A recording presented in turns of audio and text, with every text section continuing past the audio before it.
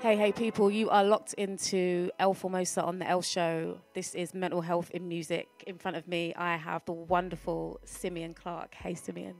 Hello, how are you doing? I'm good. How are you? I'm good, thank you very much. Do you know what? First of all, I just want to thank you for your guest mix for my Christmas takeover last year. It was sick and it got a lot of good feedback, so thank you. Wicked. I'm pleased to hear that, and definitely pleased because I know it's not your normal genre of music. So, yeah, I tried to have a decent blend of, old to new, basically. Yeah, it was nice to have a mix of different music throughout the day. Obviously, I play mostly grime, as you know, so to have different DJs throughout the day playing different genres was really, really nice. So it was a pleasure to have you. No, it was good. How has the past couple of years have been for you, like pandemic-wise? What's been going on? Right, pandemic-wise, I'd say it was a blessing. In disguise, obviously. At first you don't notice it, but then I'd say it gave me time to knuckle down on the things that I didn't give myself time to knuckle down for. That makes sense. Do you get what I mean? Because daily you're just constantly on that rotation that you always at, and then lockdown forces you to, or forced a lot of people to concentrate and see where they was at. Some people fell apart. Well, I sort of went together more than anything, I think. Yeah. That's a really nice way of putting it. Yeah, I like that. You, I'd say that 2021 was a big year for you because you started getting into your producing a little bit more. You started Dog Wax Records. Can you tell me a bit about that? Yeah. Well, Dog Wax. I'd like to say my baby, but it isn't just mine. I've got to give credit to my friend Zach B, who I started it with, and my other mate, Little Old Man, who is literally the third wheel, so to speak. Like, he keeps it all going. But yeah, because I've done production in 2015, just after I'd started DJing, really, which was a bit of a push because I didn't even start DJing yet. So have you only been DJing since 2013? No way. I thought it was a lot longer. I'm a baby. Yeah. Wow. In the terms of DJing, I'm very new to it, but I've been lucky in a sense where I've stuck to my guns from the off and didn't get sidetracked into other genres. I stuck to tech house mainly and techno, which a lot of my peers weren't doing. As much as it stopped some bookings, so to speak, it sort of kept me in that direction. So 2015 started producing. It was too much, let's say. I felt like I was forced into it to make it as a DJ, especially in the house scene. You have to produce to be noticed. That was rushed. I didn't enjoy it really, I realised. And then fast forward into now. I lose track of years because of 2022 now. Because of the pandemic. Yeah, it feels like they've all moulded into 1 year, doesn't it? It's crazy. It throws me off. So pandemic started December 2019. We went into lockdown March 2020. Right, cool. So 2020 into 2021. Yes, at the end of 2020, I started production again, getting into it. Got my mate, Little Old Man, send me some stems, bruv. I want to quick remix something for you. Let me see how it is. Left that for a while. Sent it to one of my friends, a producer who became a friend, Joshua. Sent it. Said, mate, what do you think of this? Do you think it's all right? And the feedback he gave me was, don't waste any time. Get in the studio now. Start producing again. Start writing music. It gave me a good bit of encouragement, really. And then I started producing. Started literally doing tracks. Is this tech house, yeah? Yeah, tech house, if you want to put it in that category. And then with music, if you're not making and jumping on a bandwagon, it's hard for anyone to sign your music, to get anyone to put it on their label. Yeah, I don't want to do that. I don't do that as a DJ. I'm not going to do that as a producer. I'm going to produce what I really is coming out of my head. With that, Zach, what are you saying? Do you wanna do that label still? He was on it. So then me and him started the label to let off our own tracks on Bandcamp. Got another few of the boys that we knew on board. It started building up. We had to then move on to Beatport because the traction was sort of like need a wider audience. And then Dog Wax is now back in action this year. We took a time out, but back in action. Where does the name Dog Wax come from? Who thought of that? Whose idea was that? Right, I've got to give credit to Zach on Dog Wax because of the names that were going about. So it gone from Dirty Dog to Dog House, and then Zach came with Dog Wax, and we was like, yeah, it makes sense because wax, record, vinyl, sort of like dirty dog house music, if you get what I mean. It depends on how you want it, and then it just sounded right. It just sounded. It does sound pretty cool. Yeah, I don't know, it just stuck from there. Just stuck from there. I think it's like two random words put together, but they actually create something. Yeah, you know, like when you see the memes on Instagram where they say, take your first letter from your name and take something else, and that's your porn star name. Done that a few times. Yeah. And it's always some mad, crazy name, isn't it? So, yeah. Yeah, that's where Dog Wax came from. I love that casual conversation. You just ring Zach up and you say, hey, you want to start a label? Yeah, why not? Literally, that is what it was. Because we've had, like, I call him my Obi-Wan, because with production, if I've got a problem or need to know something, because I never learned, which I'm starting my first day at college this evening on music. Congratulations. Sound and music production, because I'm self-taught, but I don't actually know really what I'm doing. It's YouTube, research, phoning mates, asking them this or that, or picking up information along the way. So moving forward into what I want to do now is to add to my careers, so to speak, going into sound music production. That's really sick. Yeah, so I'm leaving from there and going to. How do you feel about it? I'm excited.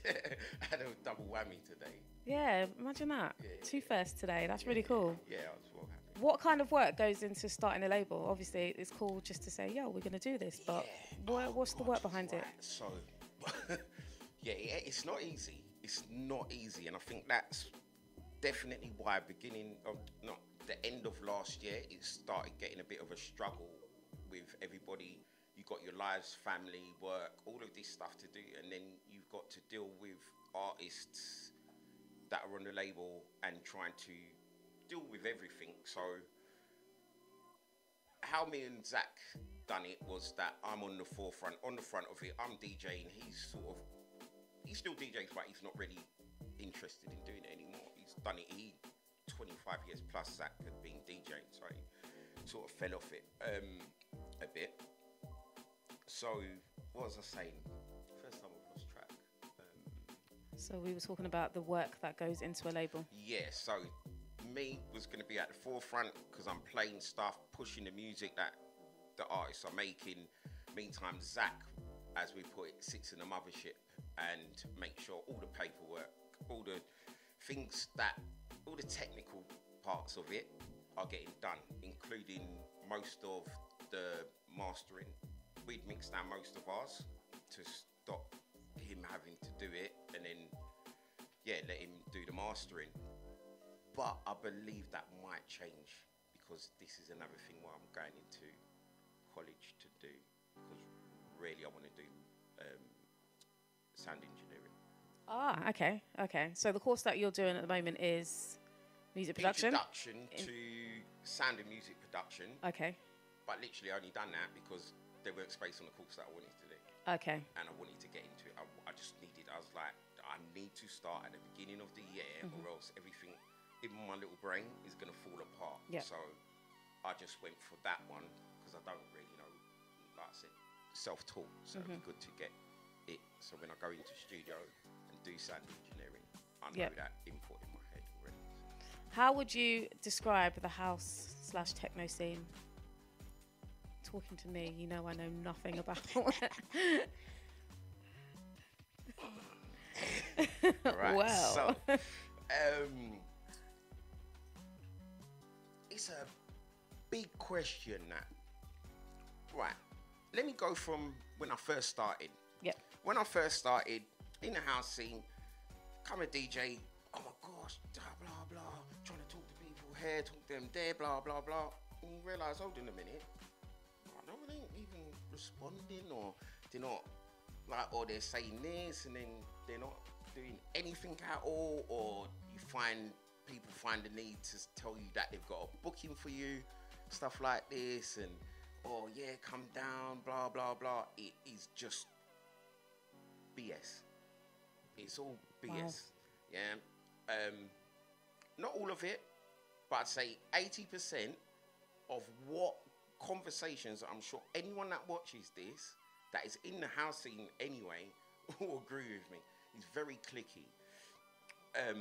So, again, this is why back then I felt forced into production, because I felt like I needed to catch up with everybody. If I wanted to be noticed, I wanted to, but nah, it's not that. It's a good thing, but it's not about that. So the scene, I find it very cliquey. I found it hard, especially I'd say because of the type of music that I choose to play. So because it's not with the sheeps, so to speak, and it's the in thing that DJ, most people don't even know what they're listening to. When I tell them techno, bruv, I play about 2-3 techno tracks in nearly every set, but you don't know it. Yeah. That was actually one of my questions. When you tell people you play techno, what is their reaction? Like, could you remember my reaction when you told me that you play techno? Yeah. You had techno in that set.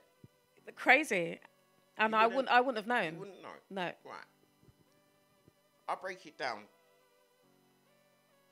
House and techno is tech house. Yeah? Okay. Tech house is elements of techno and house music blended in, and then you've got that tech house sound.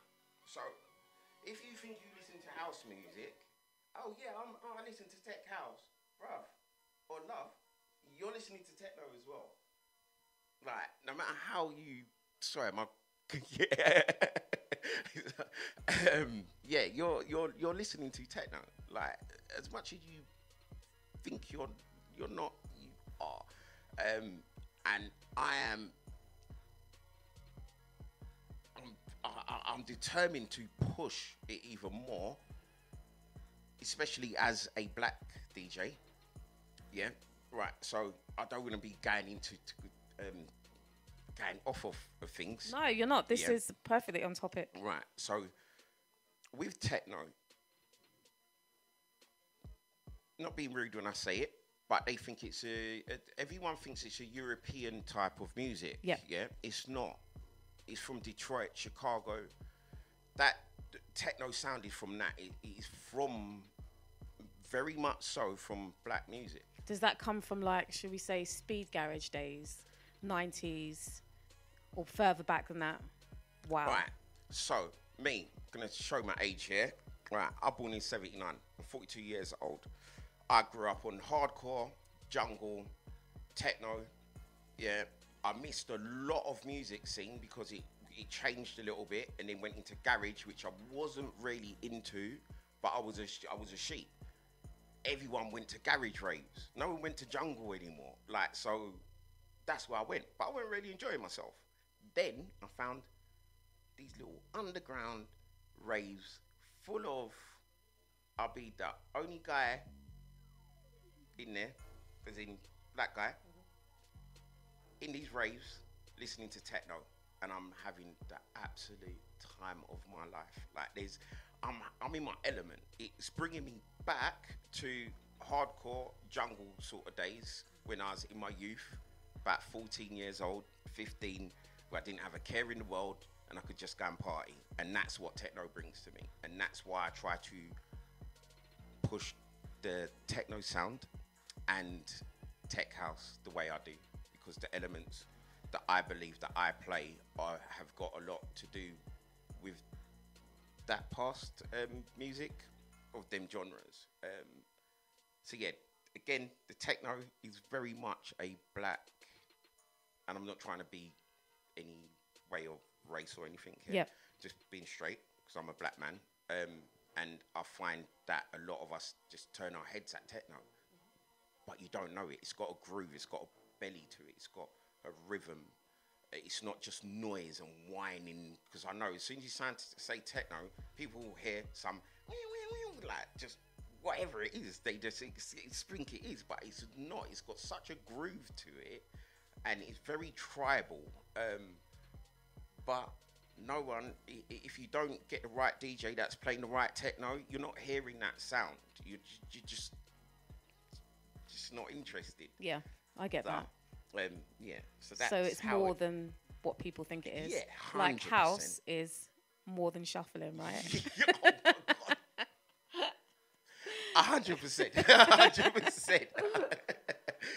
Yeah. So I don't listen to house music, obviously, you can tell. So to me, house music is I can't shuffle, so I think I can't listen to that music. Listen, but it was before that, though. The house music, the house scene was before that, but that's what made it sort of like popular. Yeah, like but it weren't like, oh my God, jeez, no. House music to me, these days, to me, it's shuffling. But if we go back, I want to say 90s, like house and garage, like, you know, like Nightcrawlers, Push Your Feeling On, house, that kind of house. Speed garage, that kind of era. And they had soulful bits in them, didn't they? They had singers on top of them and of the beats, and that's what I would listen to rather than kind of current house. Yes, yeah, I totally get that. I totally get that.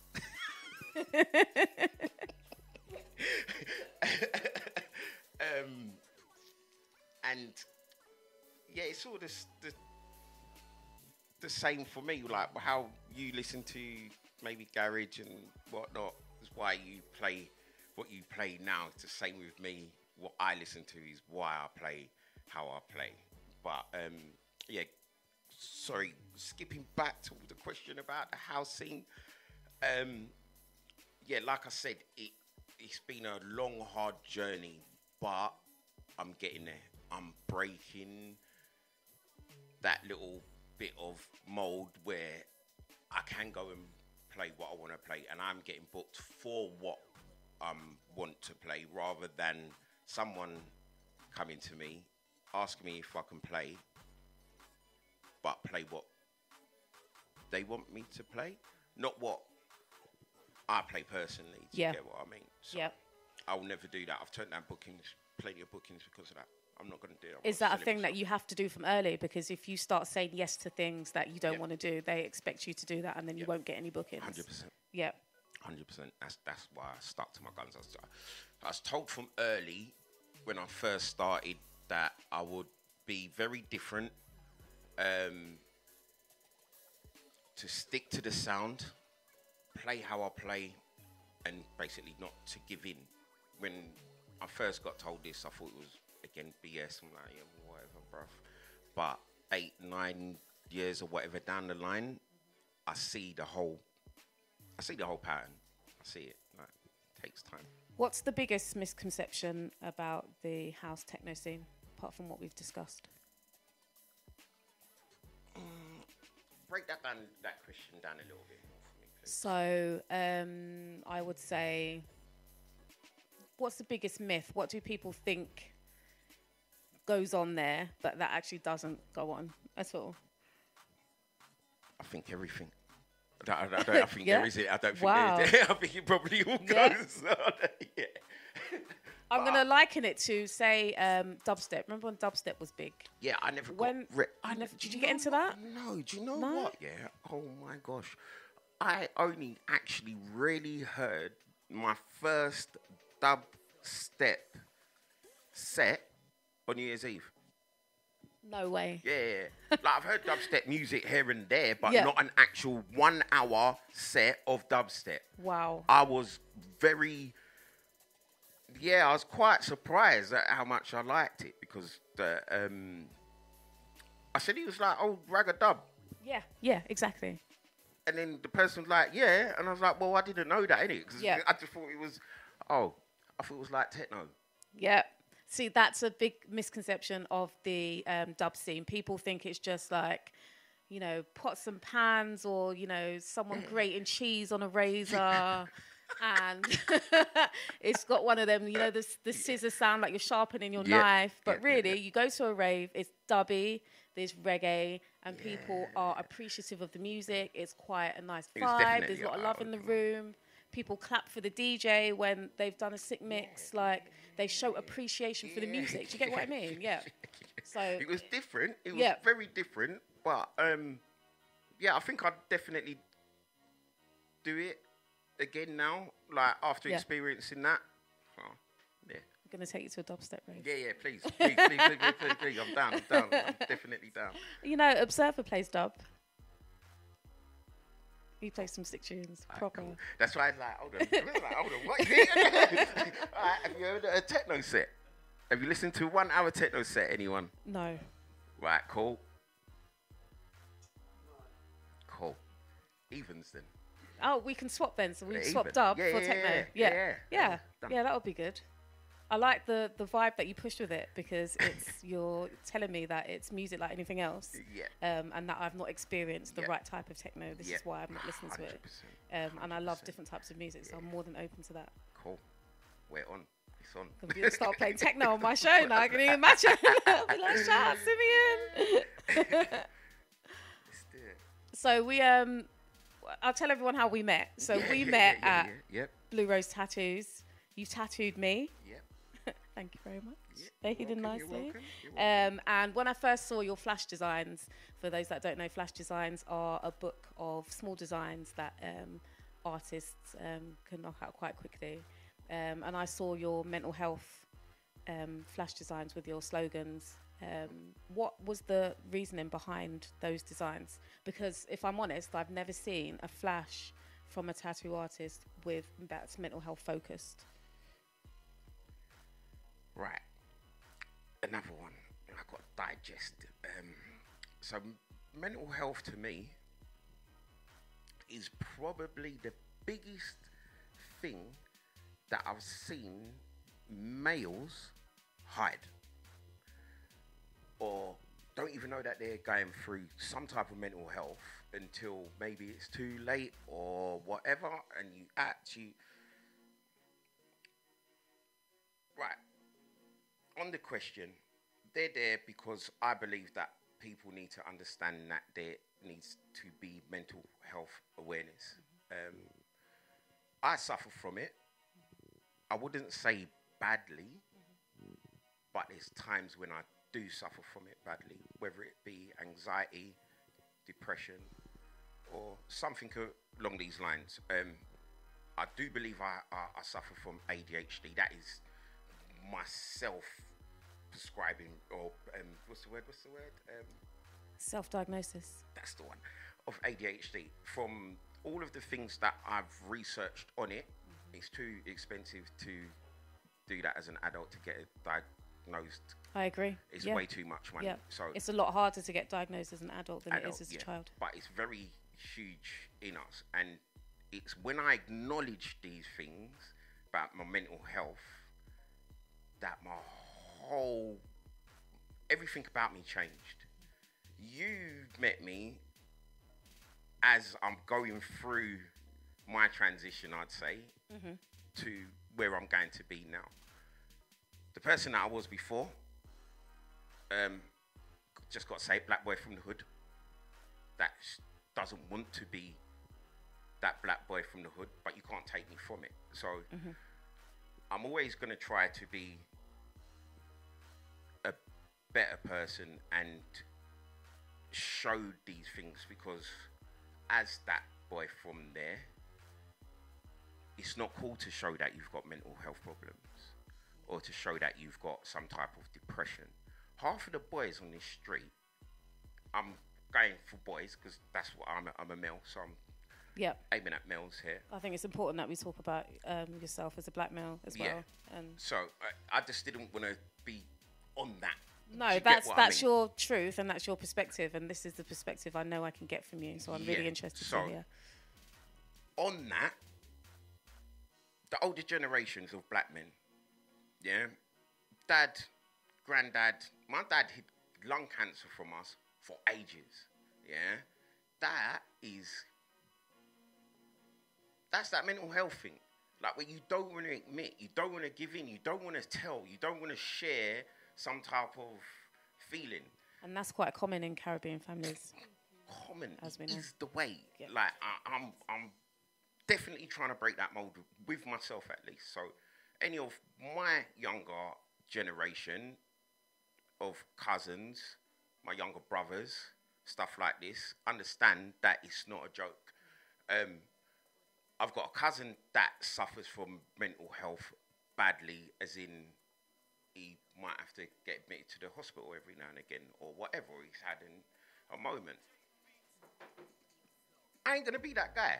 Like, I'm not going to get myself pushed to that point where I'm having to get prescribed drugs, stuff like this, for my mental health issues, if I can deal with them myself. And I feel like I can, because I've acknowledged it. And like I said, a lot of black boys walk around with depression, I see a lot, but it's not cool to admit that you're depressed. You're not cool, you're not hard, you're not tough, you're an idiot if you got, what, my man's depressed. What do you mean he's depressed? Like, it's not that. Like, you can't help it. It's not, if you're like that, you can't help it. It's a chemical imbalance. It's whatever technical term it is, innit? Like, and yeah, you just can't help it. You just got to acknowledge that's what it is. And me personally, I can say from the time that I acknowledged the fact that I had some type of mental health issues, everything changed. Like, my whole way I saw things. Yes, I still get stressed. I'd say I don't get depressed as much anymore because I've acknowledged that that's what it was. So depression isn't really, I'd knock that off of my list. The anxiety, nah. Like, that can go through the roof sometimes. Do you think the anxiety is tied to the ADHD? I would. Jedi power right there. Jedi power. I was just about to say something like that. I do believe that my anxiety, through research, has got to do with my ADHD, which I ain't just saying it. Like, I do believe this is something that I have. When I was young, back in the day, my mum used to take me to the hospital to get tested and do this and something. I got labelled as a bad breed youth. I had no behaviour, short attention span, didn't know how to behave yourself, this, that, and my mum's taking me to the doctors, blah, blah. She knew something wasn't right. But back then, you didn't have labels. You didn't get labelled back in the, early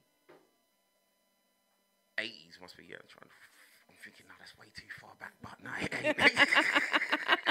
It's not. It's not. I was going to say, but I was waiting for you to say. I didn't say anything. Yes, that makes me think, I'm freaking so old, man. But I ain't. I'm young at heart, so I'm all right. Kids keep me good and young. You do not look 42 at all. Thank you. At all. Very much. That's all right. So growing up, obviously you've noticed it from then, and then it was kind of, we'll say, difficult to get diagnosed, but as an adult we know it's even more difficult for you to get diagnosed, and it's expensive. Not very expensive. It's not a thing of just going to your doctor and saying, hey, I think I've got ADHD. They want a reason for that, hardcore evidence that you need to give them so they can send you off. and get tested and whatnot, and you know they'll probably tell you it's something else, because I know that ADHD is misdiagnosed as mental health issues, so maybe anxiety, maybe trauma, PTSD, and they'd rather diagnose you with one of those than ADHD. Yeah. 100%. Definitely try and palm me off with anxiety, especially where that's I'd say hereditary. My mum suffered from that badly. Like, I had to have medication for anxiety and stuff like that. Do you think mental health issues are hereditary? 100%. And that's only because of researching and the amount of, when I research stuff, it's the amount of times something pops up which is what I take in. So if something popped up 3 to 4 times, I'm going to store that in my head as possibly one of the things. Do you get what I mean? So I do believe, I do believe that. What aspects do you think, what parts of you, of being a black man, do you think have affected your mental health without maybe you not realising at the time, but you look back and you think, that really affected me? That's a struggle that I live. The daily stress of just being a black man is a big part of it. Just the daily stress of walking that. I get it daily. I don't think people can actually understand unless they are a black man. No. And even as a black woman, I don't think I can understand. No, definitely not. I get it daily. Like, I get a fragment of racism anytime I leave the house, no matter what it is. But because, again, 42 years in it, I've seen so many things that I know when I see it. You're not being racist, or maybe stereotype more than racist, if you get what, or racism. Is it outright racism, or is it microaggressions? No, this is what I was going to say. Yeah, it's more. So it's more making comments that are, maybe they don't seem they're intended to be racist, but actually they are, and you shouldn't have said that. And just the look. Yeah. Just the look. I probably had 2-3 looks today on the train coming up here. Just coming up on the train, and I'm not even dressed. I got my DMs on, yo. Like, I'm not even like hooded up today. Like, do you get what I mean? Yeah. I'm not. So. But you are still checking me out a little bit. I can see it. Whether it's that's paranoia, maybe, I don't know. But I believe that I see some fragment of what you said every day. Do you think that, I don't want to say... That's the pressure. That's the pressure. Yeah, I can imagine. I can only imagine. You go to the you go... Me personally, I'm talking about in it. I can't talk for anyone else because I'm not in their body. You go to the shop, you're buying something. You feel like you have to be like some type of over polite or over whatever. But that's just because you're a black guy, and literally just because of that, you feel like. I'm sure there's some people that either listening or watch that will know exactly what I mean. Yeah, you have to be a certain way to be accepted. The only place that I can go into a shop and be myself is my local, where they know me for years. So I'm just in there, yo boss, you alright? Yeah, cool. Where? Otherwise I'm like, hello, blah blah. Thank you very much. Give money and whatever. And who even said that? Who even made that up? Who even made that up? That is what you have to be like. So why? It's how the brain is now programmed to be like this, and that's what I find is a big problem. 100% is a big problem, but it ain't gonna change for them. When do you think that starts, or do you think it's always like, if you imagine like a 10, 11-year-old black boy, do you think he notices these things, or they don't start for him until he gets to a certain age? They start at about that age, I'd say. Only having a 17-year-old, sort of seeing what he's gone through, I can sort of say that, roughly around that age, just about getting into secondary school is where you start seeing it. But then I noticed that kids of that secondary school age become aware of their colour, and it's usually because of other people around them. Yeah, right. I'm gonna say something. Oh God, it's on topic, off topic a little bit, but right. So primary school, my son, I got stopped from going picking him up from school. Yeah, because as far as I was concerned, the black teacher had it out for him. Don't know what it was. As far as I'm concerned, you meant to look after him a little bit more. Bear in mind, my son's mixed race. I don't know what the correct term is nowadays. Yeah, but that's what he is. So it's like I could see certain times and comments that he would say to me. I'm like, surely you don't talk. She doesn't say them things to the other kids. And I literally lost my SHIT in the playground one day, and was like let off at the teacher. Then I was just told basically I can't go back. But that is because I could see it. I believe that I could see that you was picking him out, and to me that was what it was. It might not have been. Again, might be paranoia, me taking it too far, whatever. But I do believe that he was being singled out a little bit. And then into secondary school, I'm just like, what's going on?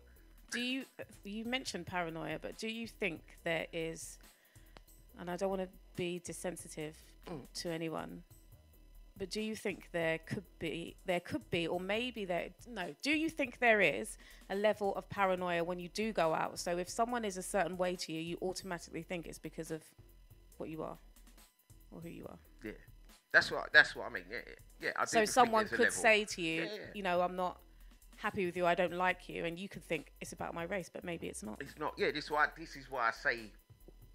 That's why I use the word maybe a bit of paranoia, as in that definitely, because again, it's how my brain's been programmed to now think.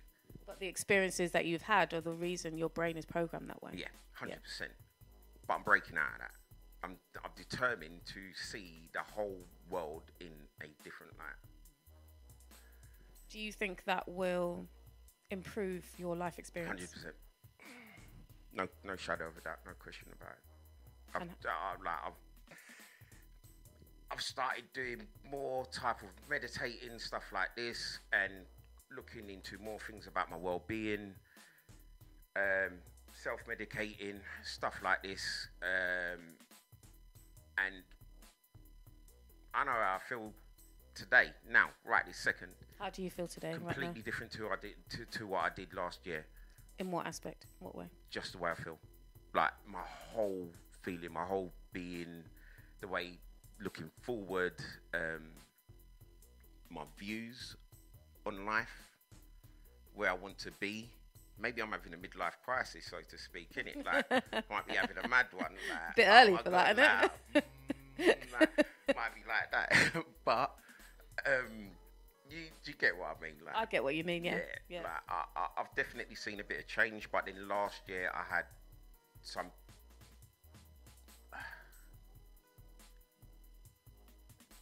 traumatic events that I probably don't want to touch on, but I'll be honest, because I'm trying to be straight honest, but I don't want to touch on the subject. That's absolutely fine. First Christmas I had without any parents. So with that and the mental health state, if I didn't start focusing, I could have gone any which way. Like when you first met me, I was going through that time in my head, but you would have never noticed, because I'm trying to, I'm doing this, I'm doing that, everything's like taking my mind away from it all. But that life-changing situation, once you start absorbing it and it goes in the right way rather than the wrong way, it will definitely improve your life and the way that you are. 100%. Yep. They become you. Have you ever had therapy? No. Would you consider that? Yes and no. Just as I'm asking, as just a black man, right. Would it be something that you would consider? I would. Right. Boom. You hit the nail on the head. Right. As a black man, no, I don't want to go and have therapy. But as a human being, to try and find out what's going on, yes, I would. And I've thought about it. I have thought about therapy massively, but I'm trying to, let's say, self-medicate and self-heal myself. I think you're doing a lot and you're doing a lot of good things. And I think sometimes it can be difficult. Start loads of things and don't finish them, right? I know, I'm with you. Trust me. Do you know how many books I open and I read certain pages, about 10 pages, and that I've got 93 books that I need to read, and I've read about 5 pages of each of them. So the ADHD brain, I totally get it. It's so hard to deal with, but like you said, the diagnosis is not going to give you anything more. You're still going to be the way you are. It's how you approach it and your acceptance and what you do in order to combat it, isn't 100%. it? Yeah. 100%. I don't want to take medication for it. I just want to handle it. Yeah. Embrace it. Yeah. Embrace it. You have to embrace it, because what is the alternative? The alternative is you're upset and you cry about it. And does that make it go away? You get even more down into a hole Yeah. of depression Yeah. and mental health problems. And it's so easy. I feel that you're only maybe one finger click away from a downward spiral. It could be something that's happened to you and you start overthinking it, and then the overthinking happens, and then you slip down and you go further and further and further, and before you know it, you're in this depressive hole and you don't even know how you've got there. This is why I'm determined to not be that person from here on. From whenever I had that awakening, the change of way of thinking, of the transition to where I am now, a lot better. And what was it that kind of gave you that awakening? Did you just wake up one day and think, hey, you know what, I'm fed up of this, I'm going to do something different? Or did it gradually come up for you? Gradually, and then bam, I'm like, oh, okay. I've realised this is what's going on. But this wasn't too long ago. Like this, like sort of awareness came, I'd say maybe only 6 weeks ago, maybe, when I was going through the time that I was talking to you before we started the interview. So I had a bit of headspace to think about what I wanted to do with my life. And then all of these things, because like I say, I'm trying to do a million things to take my brain away from the trauma, so to speak. It's like avoidance, isn't it? Yeah. And that grief, one of the biggest things with grief is avoiding. So, how long have I got? A couple minutes. No, you've got, don't worry, keep talking. Grief and avoidance, I think, go hand in hand.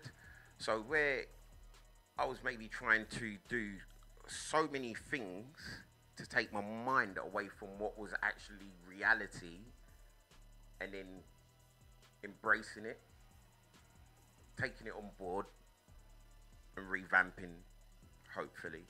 Well, not hopefully, that is what I've done. It's not hopefully, there is no shadow of a doubt in my mind where I am now and where I want to be. And how you've got there. Yeah, no. That's one thing I don't know, and I never will, is how I get there. Like, I've always said that. I know I want to get over there, but how I'm getting there, I don't know. So let me just take every day as it comes, because something will pop up. But I don't know what. But I've believed that I'm going to sound crazy, but I believe in that. I believe in the universe, and the universe bringing what you try to get, and what you put out, you definitely get back. I would have never said that 5 years ago, maybe. Definitely wouldn't have. But now I will tell you that because I've seen it. And I sound like a crazy person. No, you don't. You sound like you've lived through something and you know what's what. Yeah. Yeah. Well, I believe I do. Yeah. I feel much more focused and know where I want to be now. A bit late in the day, but I don't think it's ever too late. But I think the fact that you've noticed it means that there has been an improvement. There's been a shift, and that can only be a positive thing, can it? 100%. Yeah. Like I say, you absorb a crazy one. I know I keep saying crazy, but you absorb. I believe you absorb the energy. Yep. From maybe lost ones. Yep. And I can only say that crazy thing now because I feel like I've gone through. If someone said this to me, I'd be like, all right, mate. Like, I understand. Yeah, I get it. Oh, but, yeah. But I'm sitting there going, it's real. Yeah. Like, but I would have turned around and said to someone, nah, mate, not too sure about that. But yeah, man, like, you do get a power from above. Don't care what anyone wants to say.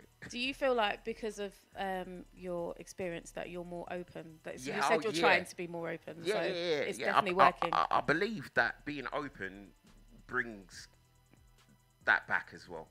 Like you give out positivity, and positivity will definitely come back to you. If you sit on negativity and things that are bothering you, that's where you're just on a downhill spiral, I think. How can we help men be more open as women, or how can we help each other? Right. How can did you say as women help? As women, men I'm saying be as more women open? because Right. So right, cool. So with that one, I'd say that's a hard one, and it's a hard one to understand. Because I weren't like that years ago. Sorry, no offense, but I wouldn't be listening to a woman telling me something as far as I'm concerned, trying to, like, are you talking to? Like, trying to bad me up, like, trying to tell me what to do, trying to do this, trying to, blah, blah. It depends on how it's done. Yeah?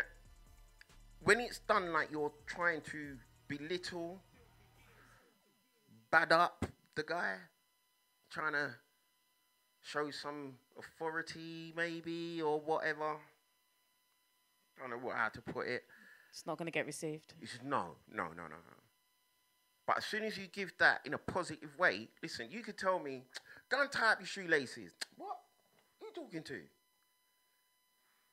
You should tie up your shoelaces, babe, because you're going to hurt yourself. Oh, yeah, babe. All right, I'm going to go and do it. A perfect example, that is. Yeah. Like, and that is what it comes down to. And it's the understanding from the man that the woman's not trying to hot you up and tell you what to do because you're the man. It's not that. And then it's, I believe, for the woman to be more bit tactical. Bit softer, yeah. Yeah, like, I'm not saying that's what you got to do, but that's what worked for me. Like, so that's, do you get what I mean? And now, and the big one, my daughter. Listen, the word love didn't come out of my mouth 9 years ago. I probably said it however many times in my whole entire life. But having my daughter broke out another emotion that I believe that some men need daughters in their lives to change the way that they see things and treat women, especially if you're not someone that treated your mother good. Like, I'd always say this, like, if I see a guy that's got no respect for his mum, he ain't gonna have no respect for his girlfriend. True. He's not gonna have no respect for his child, bringing them up. That's how I see it. I loved my mum. My mum was like second to me, like you couldn't, like, inseparable. So the way I see that is how I'd move forward. Do you get what I mean? Like, me personally, is that if I see someone showing that respect to their mum, I know they can show their respect to their woman. They're not going to put their hand on that. They're not going to be aggressive towards her. They're not, and these are the traits that I'll be looking for in my daughter's partner, male or female, whatever she decides to, wherever she decides to go when she's older. I would always be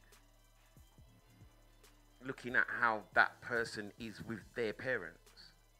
Then I have a rough little bearing on how you're going to treat my daughter, innit? I think that's quite...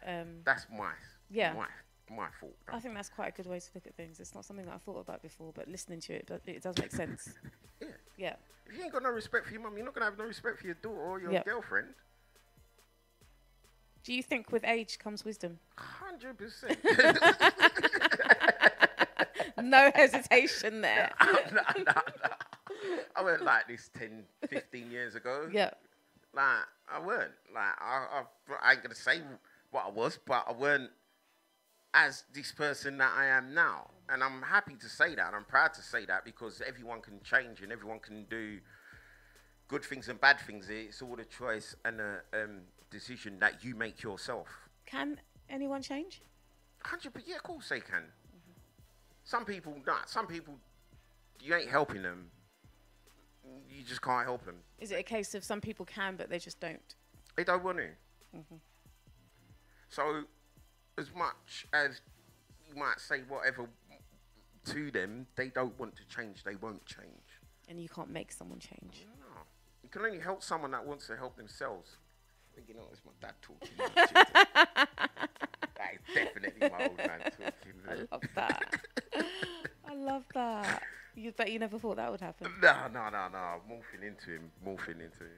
Now you've had, we'll call it transition. What's your life motto? What do you live by? Honesty. Love that. It's very hard to come by. If that's the first thing that has to come off of my head, honesty. And I believed in it before. I believed in honesty before because I've been in situations that are going to make or break me, and that honesty has made or broken me. Do you get what I mean? And it's a thing that I believe that if you're honest, the other person either is going to wind them up, or they're going to respect the fact that you've been honest about whatever the situation is, and that bond will definitely grow stronger because you've done that. Do you get what I'm trying to say? I understand that. I've got a funny way of trying to get stuff out. No, I totally understand. I love it. But that's my Makes sense. View of it, yeah. Yeah. Definitely. What gets you up in the morning? Is there something that if you didn't have, you probably think, I can't bother today? Kids. Yeah. Children. I was going to say that straight off. Like, I think I should just say the first thing off my head because that is what it is, innit? It's the same like when I was trying to find this place and I walked down to that alleyway and I was like, no, that can't be it. Let me walk round the other way. And then... Should have went with the first one, I should have went with the first one. I'm like, I was there. So, yeah. Simeon, you have been absolutely amazing. I've picked up some real gems in this interview. What would you like people to take away from this? Don't turn your nose up to techno music. Love it. Be as honest as you can, genuine, live a positive life, and hopefully that will always come back to benefit you. And try and plant as many seeds as you can, because they will grow. If you stick to it and water it, it will grow. I love that. Thank you. Where can we find you on socials, and when are you on radio next? Weekly. I'm radio weekly on Data Transmission Radio. Plug. Shout out to Data Trans and Graham Farmer and the team. I'm there Thursdays 12 p.m. Other than that, just keep an eye on my socials, which is... Is that what you can ask me? I was going to say it, but I know what they are. So I won't say it. Simeon _Clarke. Simeon spelled Simeon, and Clarke with an E. Also, the label you can get Dogwax _records. Thank you very much. I hope everyone listening has enjoyed that interview as much as I have. I can't wait till the footage comes out. I hope everyone enjoyed it and hope I didn't bore anyone. Thank you very much for listening. I've been El Formosa. I will be back in 2 weeks' time. Take it easy.